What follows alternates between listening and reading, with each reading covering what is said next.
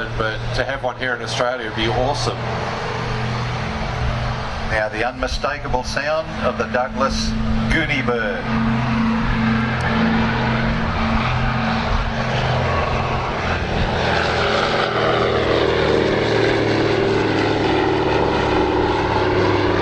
Certainly one of the most prolific transports in the world since its first flight in December 1935.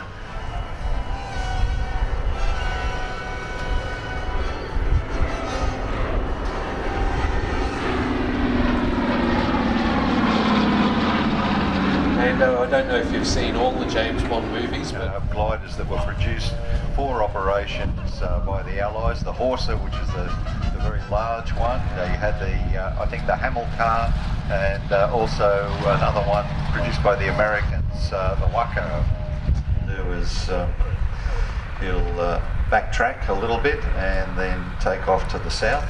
That wind is swinging quite a bit now. certainly is. The anticipated southerly has arrived. So rather than a downwind takeoff, you'll accept the wind.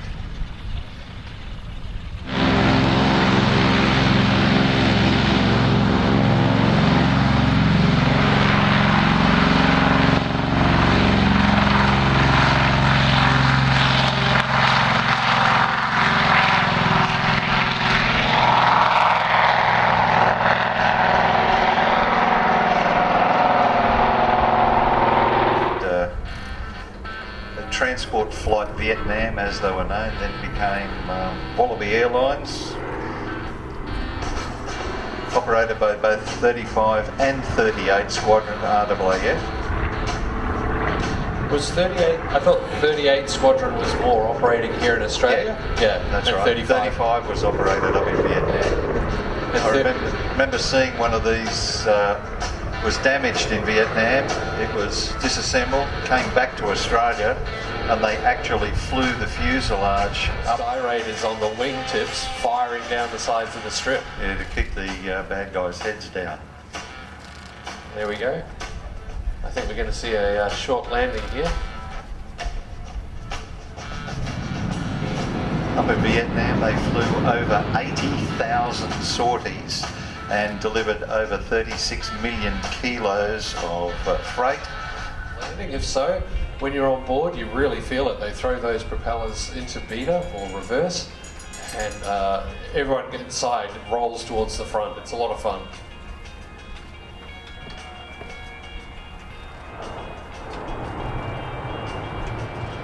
Again, like the Caribou, demonstrating that STOL capability.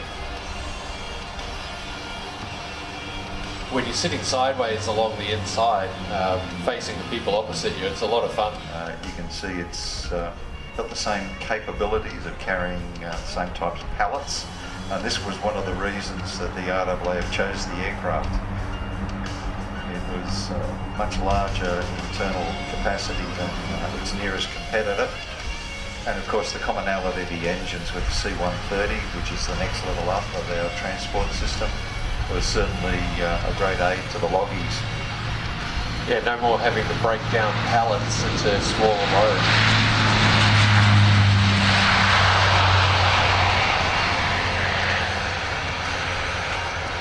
J.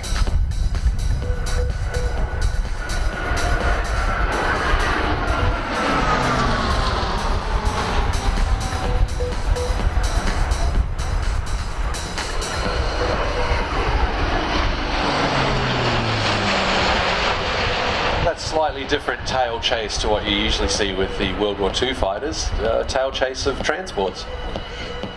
And it's incredible to think that the Hercules owes its origins right back to 1951. Hercules first flew way back in 1954, and they've produced about 2,800 of them to date. This is not the first aircraft to incorporate this rear loading ramp. And in fact, that was on a Luftwaffe aircraft in World War II, which was also called the Hercules. Nice touch and go there.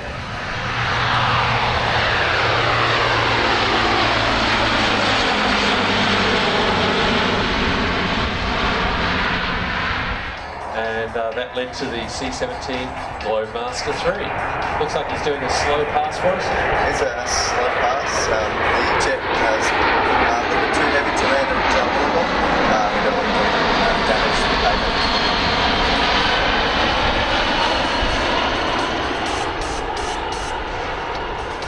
Absolutely, yeah, and it's, for its size, it's very manoeuvrable. And so you fly past now.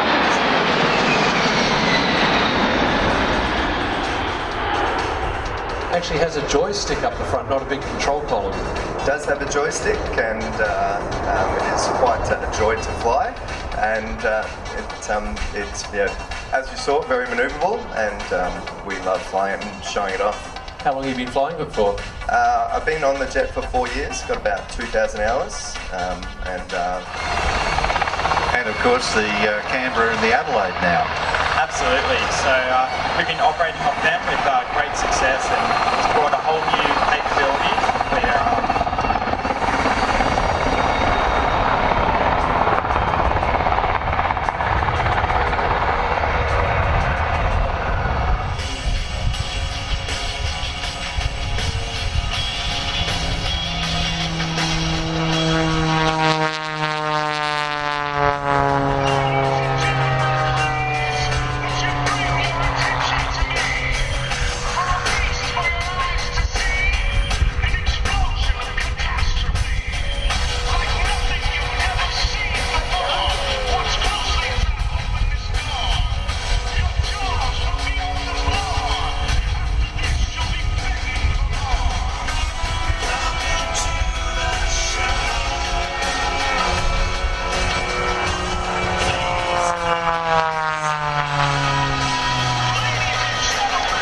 Yes, ladies and gentlemen, one of the highest performing aerobatic biplanes in the world today.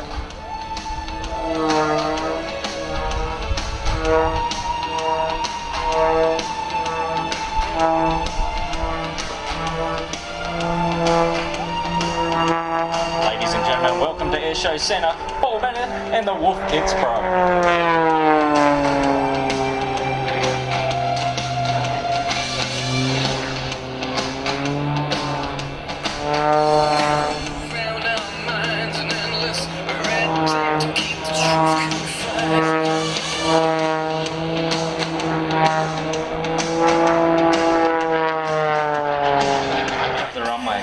See over the nose of this aircraft, so side slips and looks down the side of the aircraft to pick up the runway. So it's 4 touches down on runway 16. On behalf of the team, we'd like to thank you for watching Paul's From the RNZAF, are both operating with that company. That'll be Draken out of Florida. They have the Mackies and the A4s. In fact, the joke is you go to Florida to see the New Zealand Strike Air Force.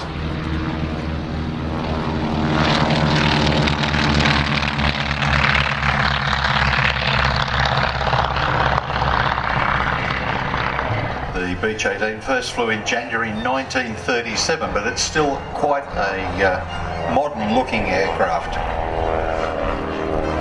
They produced over 9,000 of these machines, and they were building them right up until 19...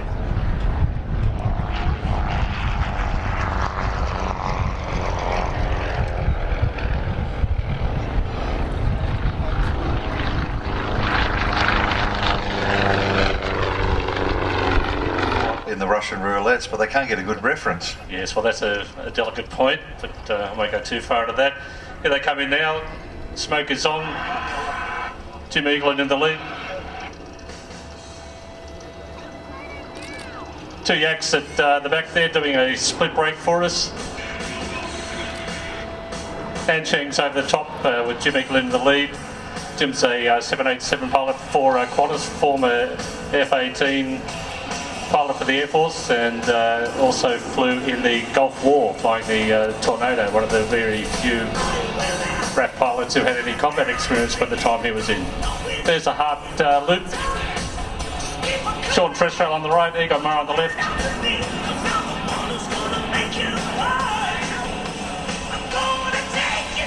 CA-17 and the CA-18, different models of Commonwealth aircraft. flown today by Paul Bennet, the lead aircraft.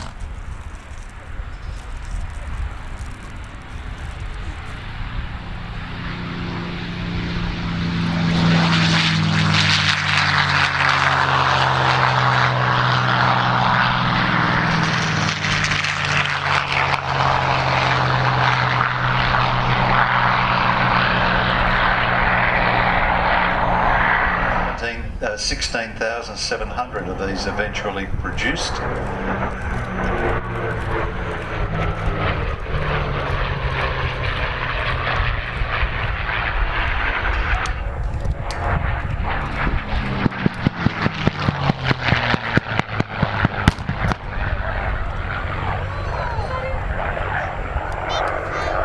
Listen to that sound.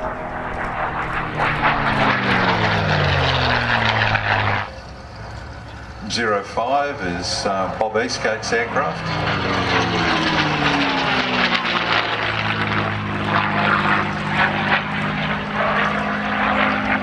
Some lovely displays today. Very soon. The blue spinner was the marking applied to number 82 Squadron. Go through some of the other aircraft as well. You can weather the weather down there under the Catalina wing. It's a huge wing that you can.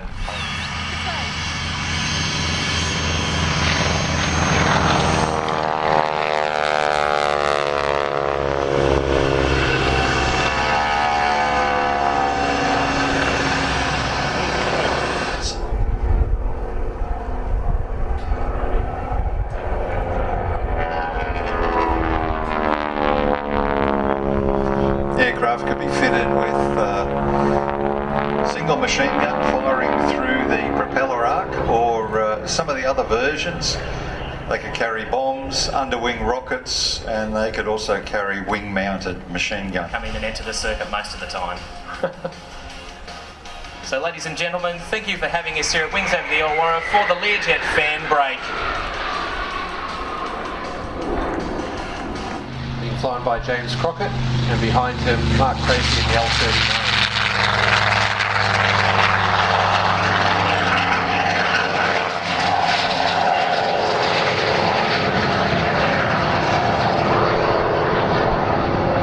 Flying fast jets, so he's quite a talented pilot.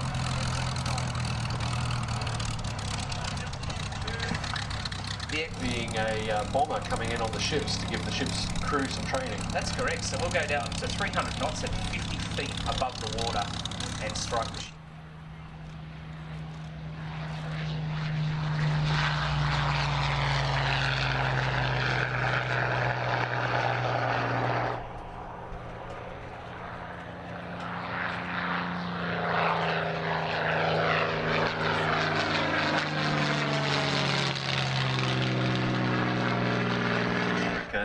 Is a totally different type of construction.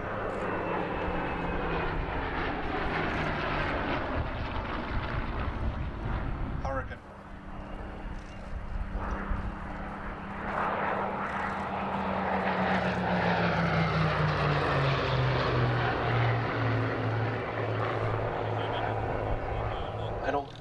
He flown 18 sorties by the 30th of September, and on that fateful day they got involved with a group of 109s, and it is said that witnesses claimed he engaged over 20 109s by himself, displaying exceptional courage, but unfortunately he was shot down and killed. Well, that fighter is typically found on the Caribou we saw earlier today.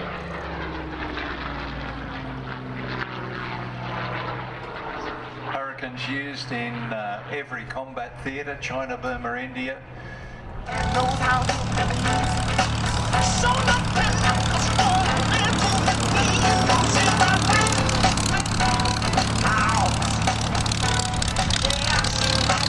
RAAF base Pierce, from which they still fly their PC-21 aircraft. All of them were retired in 2001 aircraft. They do not know what happened to it, and it was on a patrol out near the disputed Spratly Islands. There is a belief that it was actually shot down.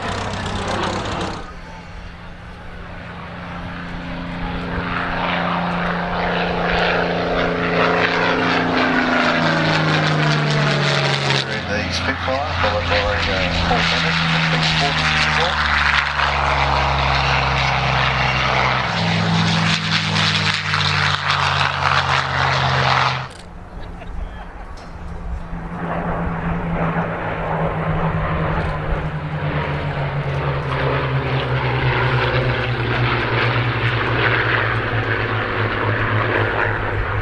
This aircraft was former New Zealand one, thought to have been with their 15 squadron in Tonga. This is improved visibility. A lot of people don't think that the bubble canopy aircraft actually flew in World War II, but there were quite a few of them flying, including the only Spitfire squadron operated by the Kiwis. Well, this particular aircraft, this airframe, was struck off in 1951 after a takeoff mishap, wound up being used in 1955 as a prop for the movie Reach for the Sky. But it's been considerably modified for this aerial role.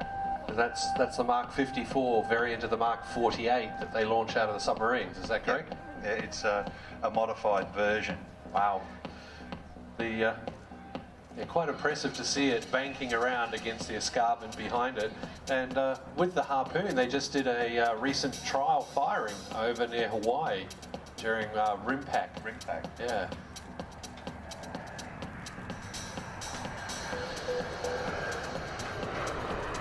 It's fitted with a Raytheon APY-10 multi-mission surface search radar. Now this surface search radar adds additional target track capability.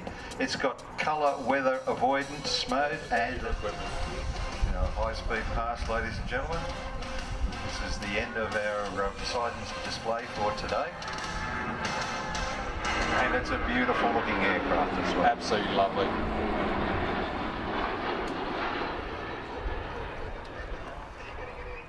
Ladies and gentlemen. Headed a flight of 4 Spitfires for armed recon and did a total of 12 missions during its 6 weeks on operations before the war ceased. The aircraft is maintained down there at Temora, and it was actually fitted with ejector type exhausts, like very much similar to the ones on the Mustang. But the museum undertook some research and actually found a photo of this aircraft with the flared exhausts that are more typical. So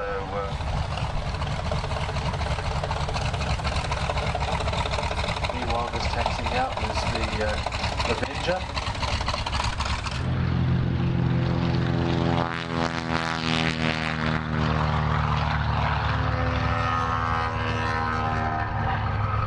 so nearly 10,000. And they operated right the way across the Pacific and also in the Atlantic. Navy and Marines Avengers sank the Japanese battleship PA.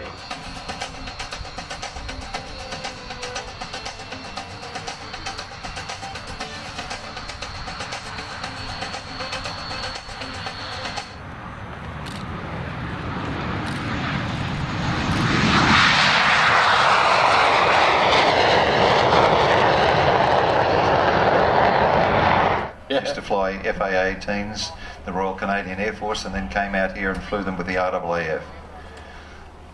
Jeff just bringing the aircraft back in now.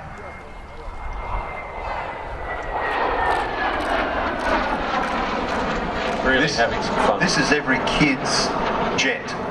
Yep. If you ask the kid to sort out some issues with ejection seat, there's nothing wrong with the airframe at all. No, It's just getting supplies.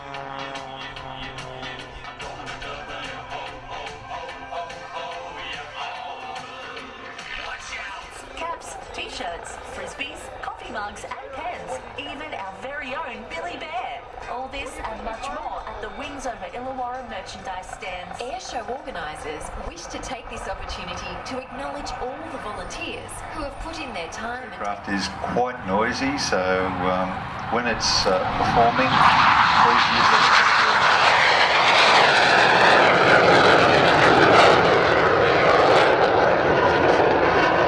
Go to the right place, the hands go to the right place when they're flying it. So, yeah, flying the Hawk sets you up really well to fly the F-18. Now Hawks are modified up basically to what they call the T2 standard for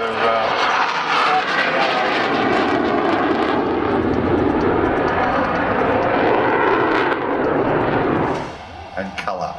Get those cameras ready now.